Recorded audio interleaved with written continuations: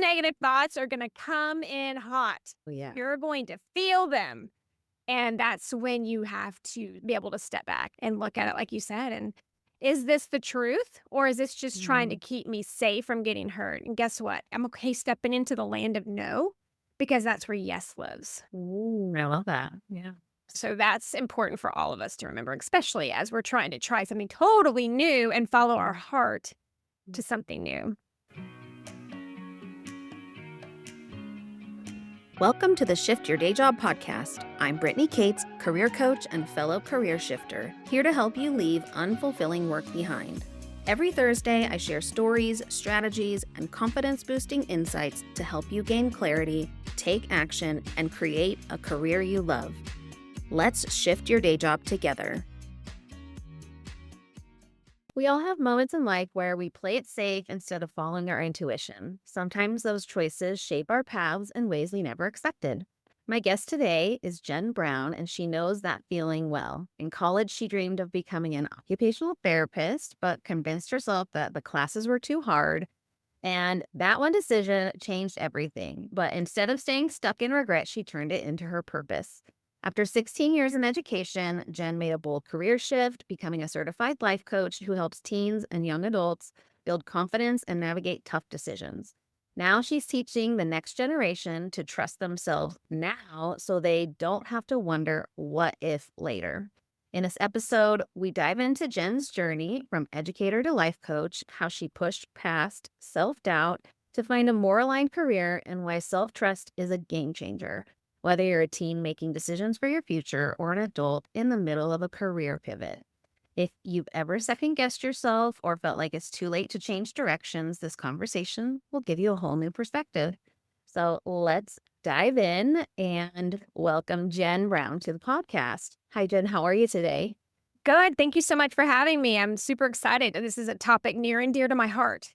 Yeah. It sounds like we have a similar scenario in college, right? You were going for a major and then you were like, oh, this isn't it. It's too hard. And then you switched. And it sounds like you switched to education. Is that correct? Yes, that's exactly right. And the thing is, education was like good for me. Like I love kids, I loved growing people. So it's not that I made a bad choice by any means. It was my journey. But I am so just looking back saying, what were you doing? I think I looked on my own at my course lineup and one person was like, "Oh, that class is hard." And I was like, "That's it. It's too much, too hard." And so it's just, I always look back being like, what were you doing? Like, why not have a conversation? But I didn't have the courage to go do that hard thing to just to see if that was going to be a good choice for me. Yeah.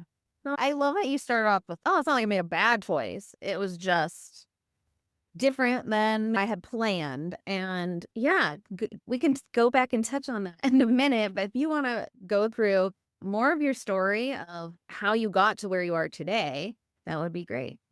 Yeah, and it goes deeper than that one choice for sure. But I was in education. I did 16 years and I was in for the long haul. I was ready to, like, I had worked my way up from teacher to instructional specialist and loved working with the teachers. And then I had my third child. And 9 weeks into my maternity leave, I had to go back to school because my husband and I were both teachers, and it was just understood you get 9 beautiful weeks. And then it's time to go back. And I've already done this with my other two kids. It was just our system. And 3 days into the maternity leave, I got a phone call that he was sick. And so I took him to the hospital because he was so little, right? And they brought in a big lineup of team of people. My husband was there. It was the social worker, the security guard, the staff, the nurses, and they said, "Your baby has been shaken." So he had shaken baby syndrome. And it was with somebody that we trusted to care for him. And so this was a big stop the brakes. I've quit within 2 days. Like, this is now my new journey. Yeah. And we had to heal him back. And we were told he was going to be a vegetable, meaning he was going to not be able to grow in any way that he would be able to function on his own. And he is my little miracle because he had 2 brain surgeries. They relieved his pressure and he was able to heal. And we don't know how, grace of God, all the blessings that he was able to function and is now a normal 9-year-old kid. And so we can celebrate that. Yay. Yeah. And then about a year later, my oldest, who was 8 at the time, was losing weight. She wasn't feeling good. And so I'm just now starting to get him comfortable. We're staying home together. He's healing. And I take her into the doctor and said, let's get some blood work done before we move doctors because we're moving houses, that she's healthy and because she doesn't look good, right? She's not feeling well. And he said, no, let's just watch it. And I was like, no, let's get blood work. Like that mama bear came out and he said, sure, I see you're really worried. And came back that in 24 hours, she was in the hospital because she had been diagnosed with leukemia. She had cancer. And so that's when I got my youngest settled and with a trusted person. And then I went on full mommy mode of helping my oldest get through Yeah. cancer. And so that was 2.5 years. And then she healed and went through that and is in remission and doing great in the Survivors Club. And she's a thriving sophomore now. And then that's when I moved on. And 22 days later, I walked in on my middle child having a clonic tonic seizure. So he's convulsing, turning blue. We're calling the ambulance and get him to go get tested. And he gets on medication that we have to play with to see how it fits. And then he heals. And so at this point, 5 years later, they are all back in school. And that's when I knew I can't go back to my old life. I am a new person with a new lease on life. And so thankful that what I have been through has been best case scenario for all 3 of my kids. And that's when I knew I had to be brave and go into something that I no longer have the scaries asking questions. I had coached myself, a life coach, and I knew that's the world I want to be in, but I'm not ready to leave the families and the kids. So I married those 2 worlds together and a year and a half in, and it's super successful. And I am in this new place of setting my purpose with so much resilience and grit from the hard. That's a lot of information and a tiny bit of blurb there, but there's my story. So it has led me where I am today. Mhm. Wow. Thank you for sharing that with us because I like one of my goals with this podcast is to reach people in whatever way impacts them. And because everyone's story is unique and different, it's going to reach somebody differently depending on what you've gone through. And I just think it's so important as a mom to be able to share that with other moms who may be going through something similar with their kids. Maybe it didn't end up being best case scenario in the end. And being able to reflect on the hard times and recognize your resilience, like you said, along the way. And as you are on the other side of it, I think it's just so valuable to share those stories. So thank you for being willing to open up about that because that's a lot of heavy stuff. I don't have kids myself, but just hearing that, my heart goes out to you. I'm so glad that all your babies are Thank you. good now, are healthy. And just hearing you say that, it's just to hear it back. It's just so, you're right. Like, and that's why I love talking to people and getting to know people because everybody has a story that has changed them and molded them. And it's up to us to figure out what I have. This is my life. This is what I've been dealt, right? And what am I going to do about it? Because there's so many times that we just want to go and get in like autopilot and just coast through and take care of the things that we have to take care of and when to stop and look up and say, what is for me? What is out there for me? And it's so hard, but I feel like just like I was listening to your podcast from earlier, and it's just people that you just got to take that first step of courage and to do it with others is just so important to get that support. Yeah, absolutely.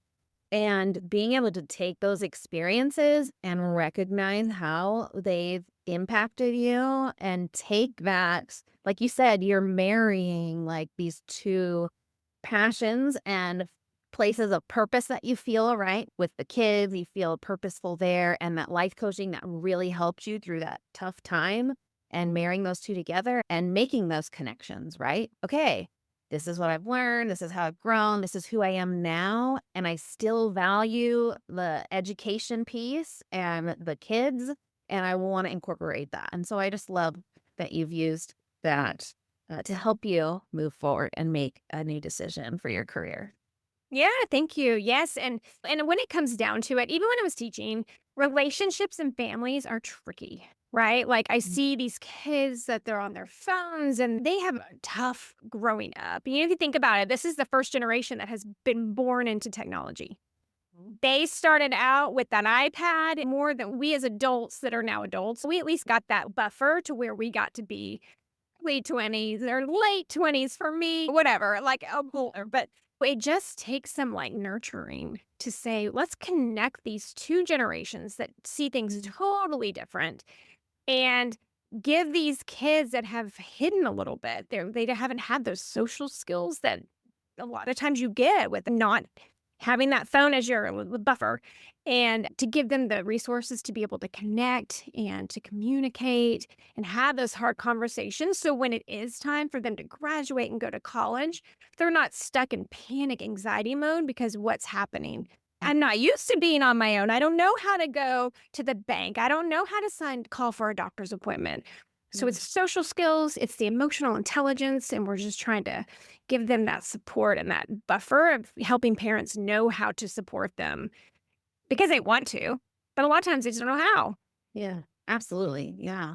As you talk about that transition from living at home and going to school full time, and then essentially it's almost like snap of the finger, you're an adult, right? And then living on your own if you're in college or whatever. And I can imagine how isolating it might feel if there is that uncertainty going into it and the lack of social skills or figuring out how to build community.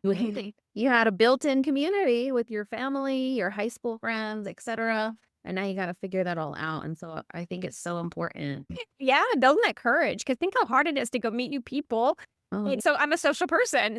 Even if it's nerve-wracking, a lot of times I've found out with coaching these kiddos that in their head, they're telling themselves a story. "Oh, they must think I'm not smart enough. Oh, I don't deserve it." It's all these negative self-talk. yeah. So we jump into that and say, "Let's try to dig down and figure out where this is coming from," because we all have it. Yeah. But once you recognize it and can tell it, "That's not the truth. It's not Mm. correct. We're gonna push you aside, and now I'm going to replace it with, you can go do this. You just gotta go ask one person one thing. Break it down, small Mm. steps, and then it doesn't feel quite so overwhelming." For sure. I think of like my experiences lately that have helped me with building up my confidence. It's just like taking that one step or just showing up for yourself. I going to a personal trainer recently. I'm like, I had a really bad day last week and I almost didn't go. And then I went and I just felt so much better afterwards because of that one step that I took that maybe I wouldn't have taken otherwise. And so that's just one example of your mind goes through negative self-talk, and all you Yeah. wanna do is go home and curl up in your bed and not want to talk to anybody, and then just by having the, like, understanding that, "No, I can make a different choice," and just giving it a try is gonna build that confidence over and over as you keep doing one more thing and another step, so yeah. Yeah, that's exactly right. We grow by 1% when I work with the community because we can all digest that 1%. Like you weren't going to train for a marathon. You were just going to put your shoes on and drive your car. That's your 1%. And you're going to get out of that car and you're going to walk in and you're going to show up and give it your best.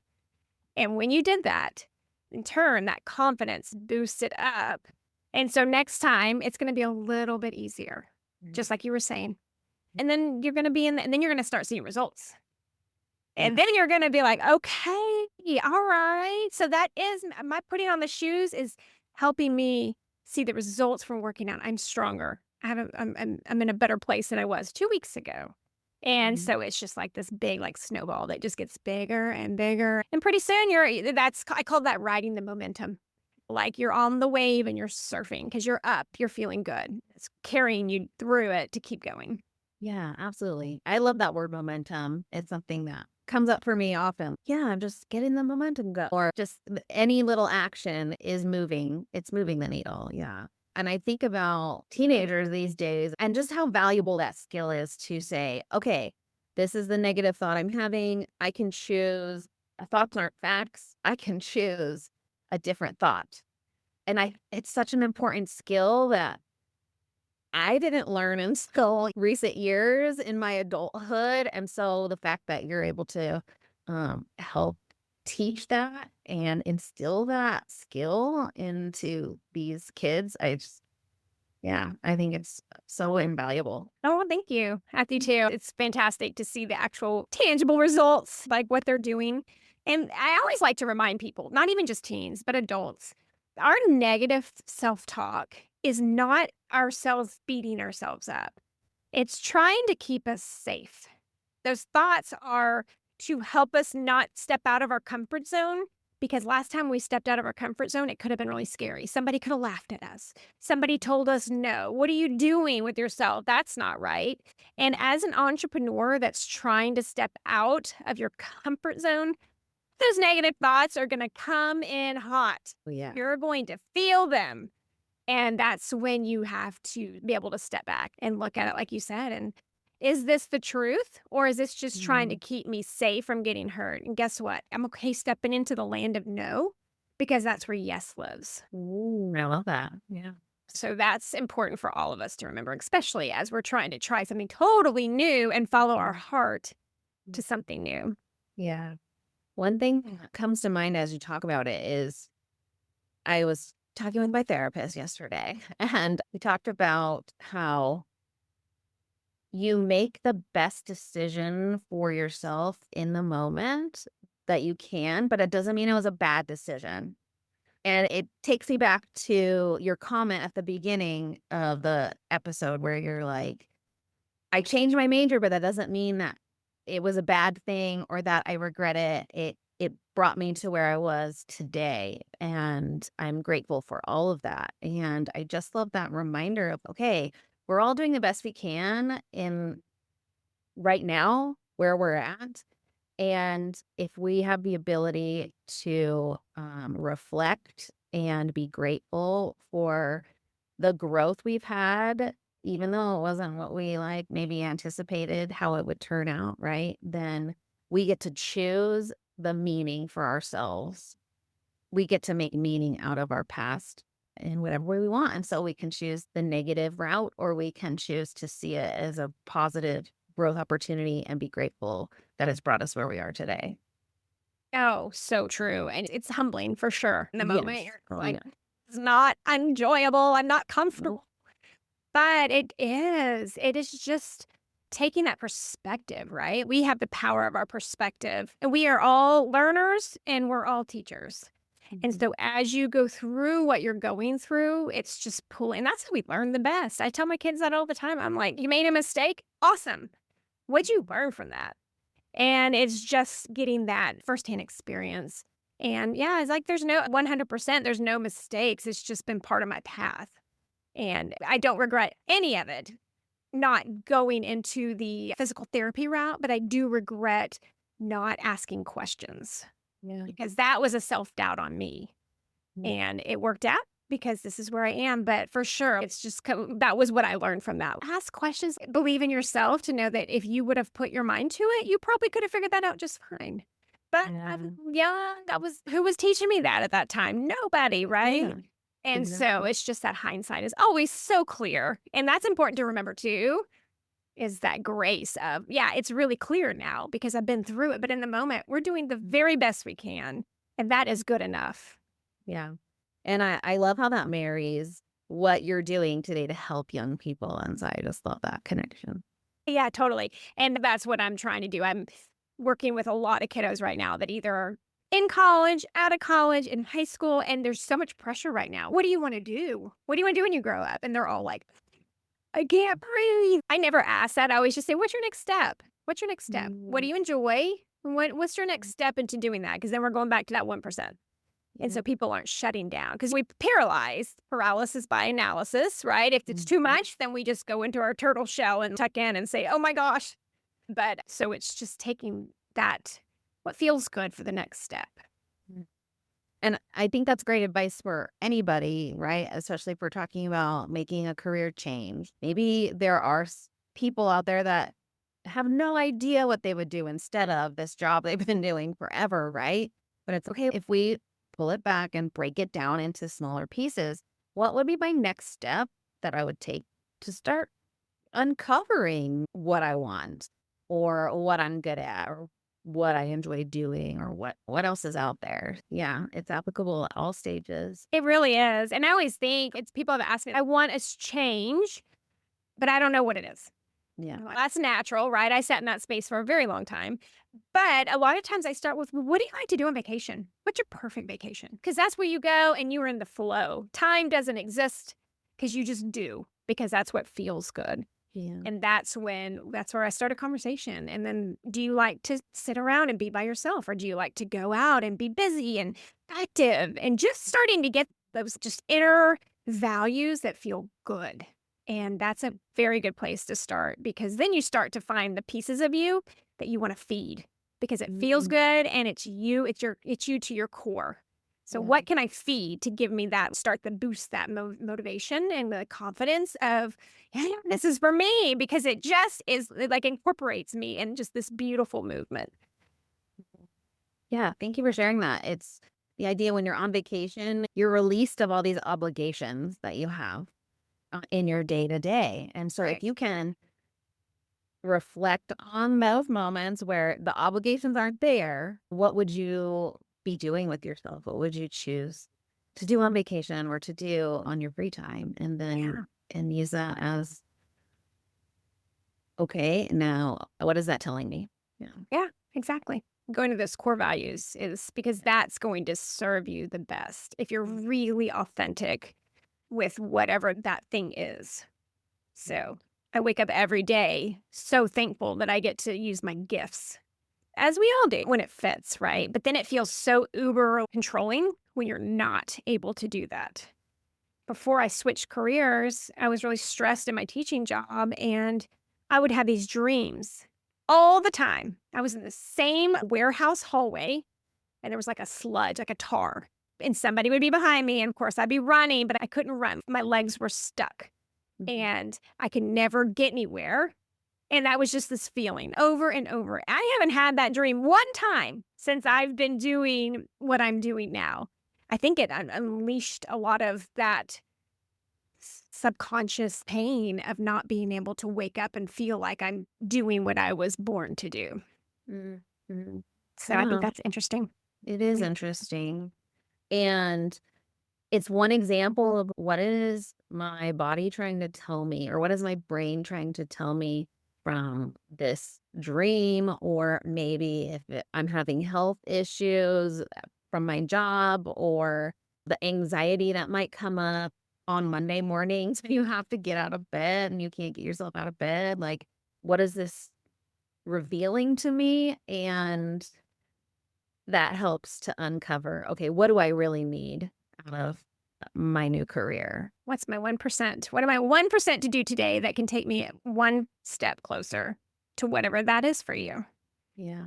Yeah. It's like your gut, Um, right? Your gut talks to you. You just got to listen to it. Your yeah, intuition. Mhm. absolutely. We live in a world that's go and it's very analytical, it's very masculine minded, that energy. And it's important to be intentional about taking a step back and tuning in to not just your thoughts, what you're thinking, but your body and how you're feeling in your heart and your your whole system, how it's working Well-being, yes, I agree. together. Can you discuss maybe a tough moment that you had in your transition and how you stayed resilient?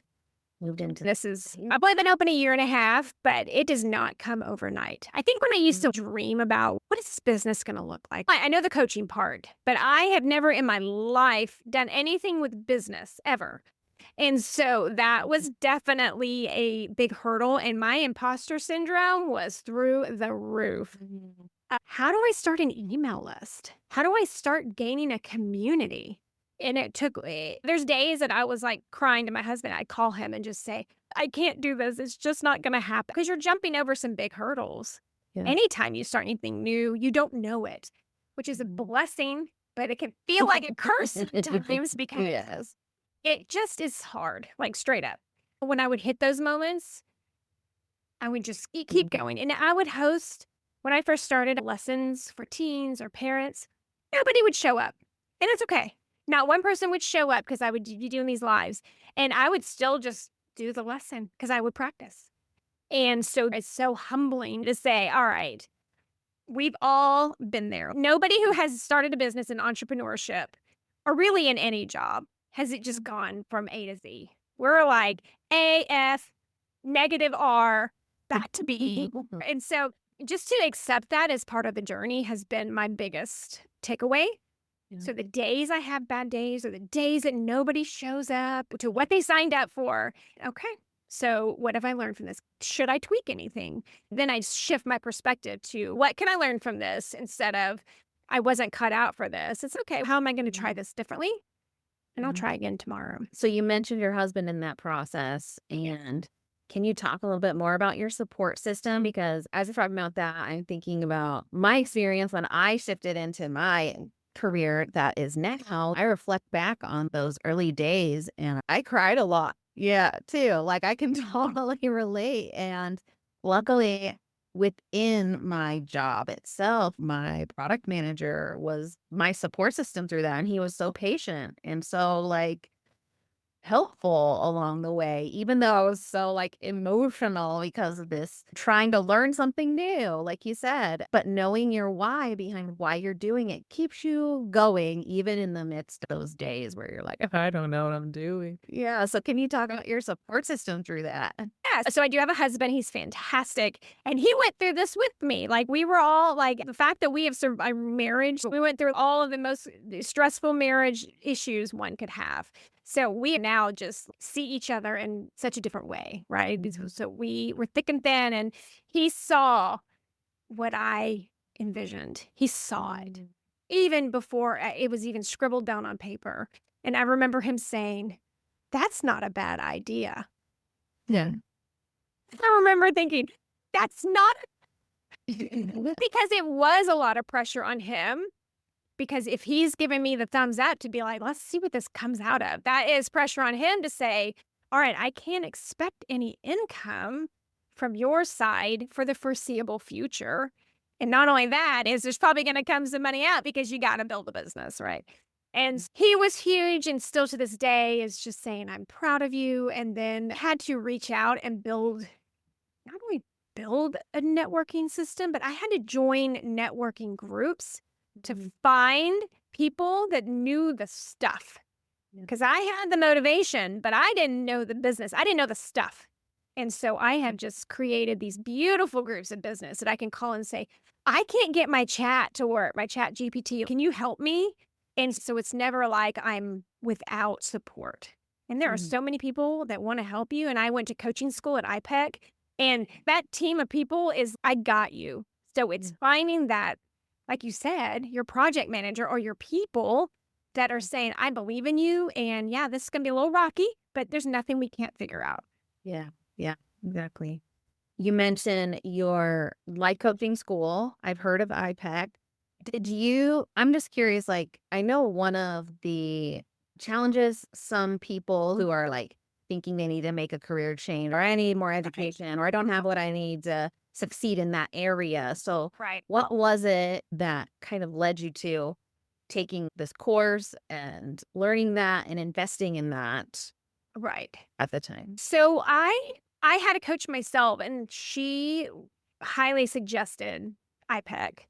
And I felt like my motivation, but I'm a lifelong learner. Learning is my hobby, right? Yeah. And so it was just natural for me because I wanted to learn it. It wasn't going because I had to.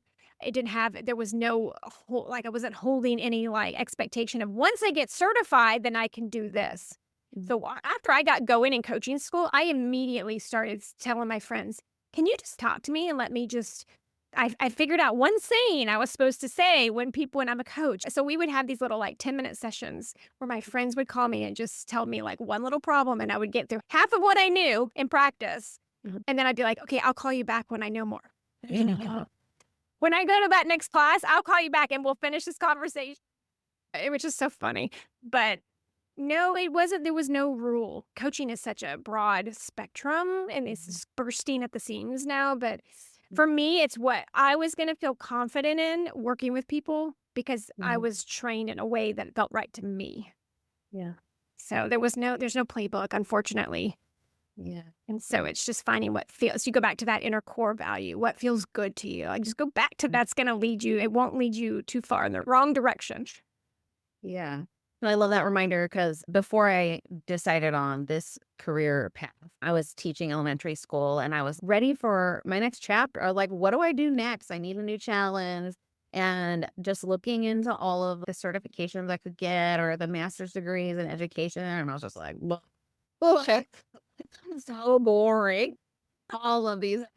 And I was like, I can't do it. Like, why would I spend all that time and feel this obligation? Oh, this is the only way. And so I just love that you're reminding us there are really no rules. Somebody out there might make you think there are rules, but there aren't. And it is all about following your intuition, your gut, and also paying attention to opportunities or go like that kind of present themselves and taking advantage of them, right? Oh, absolutely. Imagine if you would have gone and gotten that degree and all that time and money you would have spent into it. And then you would have gotten in that job and you would have just been like, this does not feel good. Like stress. I don't really have the passion behind it. So it's just when you really like continue the shoulds, usually you're, ew, like that's not where I was supposed to go. So kudos Mhm. to anyone who's having that just that little nugget of question just to say, yeah, that's what I should do. That's what the projection could look like. But what if I did a 360 and went this way? What would that look Yeah. like? Yeah. Again, opening up yourself to possibility and to dream bigger than maybe you might typically do, right? Yeah, giving yourself permission. 'Cause it's scary, and your negative thoughts are gonna tell you, "What are you doing? Go back to that path." And that's when you say, "No, I'm good. I'm gonna push you Yep. over here just a little bit." Yeah. Can you tell us a little bit about like how you find clients and like how you help in the process and just a Yeah. little bit about what you do? Yeah. So I actually have been so fortunate because I started coaching and I was doing it for $20 an hour because I was like, I just want to help. And that has taken off. So now it's been like word of mouth, social media, the moms group, just getting myself out there. And now I've got a wait list till April. So I am just like, yes, it's just good old fashioned word of mouth is beautiful. Yeah. And yeah, so I do one-to-ones with teens and parents. I also do family meetings. I've started this recently because I've had some parents reach out and just say, my nighttime routine is going to give me all the gray hair. My kids won't go to sleep. Then I'm up late. Then I'm not getting sleep. And then we're all cranky with each other in the morning. Yeah. So I go into the home, into your house, or on a Zoom, and we have a complete family meeting. And it takes about an hour and a half, and it has such good results because the kids are in on the decision making. It's not the Mm. parents saying, you've got to be in bed by 8:15. We all go around and say, what is a time that feels right for you? And everybody agrees to it. What do you need to do before you go to bed and lights out? And then everybody agrees on it. And then we come up with just this plan. I call it the family plan. Yeah. And it is, I just got a text before we got on this podcast. So they've been so good. The last 3 nights, I haven't had to remind them once. It's because they have in like a buy-in. It's not just mom and dad. They're telling them what to do. And so Mhm. that's one of my new favorite things to do because it has such good results. Yeah. And then we do something called Mom University, which is a local in-person thing. And that's just to pour into the mamas, right? That's Mhm. to give you a second and a night out to learn about you. Because the better Mhm. you are as a mom and a woman, then you're going to go home and be that better person for the people around you, your family. Mhm. Oh, And then I do speaking. I've been doing speaking. Talk to educators and women, and I'm part of an empowered women group in September that I just got on. I'm excited. And then guest writing. So I'm really just all over the place right now, just spreading the light as far as it will go. But yeah, so there's a lot of different directions going, but I'm excited about each and every one of them. yeah. That's amazing. I love that you said, I just want to serve. And all of the things that you're doing are from that core value, and they're making an impact because it's coming from that genuine place. So I love that. And that mom group that you do, is it about mothering? Or do you have like topics around issues that come up around being a mom? Or is it more of a girls' night out where you can kind of like share, what you're going through, Yeah. support and have So fun? it's so interesting because my theory behind this was when our kids are little, we have play dates. And that's when the moms just go, no, no, no, no, no, no, tell me about sleep sacks and cribs. But then when they get older, that kind of dissolves. And then we're in our own lane, like, I'm going to run this race, but am I doing it right? Nobody knows. Yeah. And so, really, what it is, moms come together and then we have a time for them to chat and just get to know, have connection. Mhm. And then really what our last mom university was about was to completely focus on them as a woman. What are their interests? What do they do for fun? Have you lost your sense of fun because else? Yeah. What do you see in your future? Not your kids' future, not your husband's future, not your partner's future, but your future. And just really seeing them as the powerful women that they are and giving them a second to just think of themselves Mm. and how they can dream big while also doing the jobs that they're already doing. Mhm. Yeah. Amazing. So if anybody wants to work with you or learn more from you, where can they find you? Yeah. So they can go to jennbrowncoaching.com, and that's my website, or they can email me at jbc@jennbrowncoaching.com. And then I'm on all the socials. So there's all the ways to get a hold of me, but this is such a fun space for me to talk. I could talk about it all day long. So yes, anything that comes up, I'm totally ready to have conversations with and see how we can pour into this next generation and the ones that are leading it and to bring a little light into this world. That's the goal. Yeah. Amazing. Thank you so much for being here. It's been a pleasure chatting with you. And I'm sure I've said it many times, but I just love what you're doing. It's fun to see how excited you are about what you're doing as well, and that it is really making an impact. Thank you for sharing that with my listeners. Yay. Thank you, Brittany. It was an honor to come on here. Appreciate it. Thanks for tuning in to the Shift Your Day Job podcast. If you've loved this episode, leave a review. It helps more women find the show. Feeling stuck in your career? Let's connect. Follow me on social media at Shift Your Day Job or email me at shiftyourdayjob@gmail.com. Until next time, I'm Brittany Cates. Let's shift your day job together.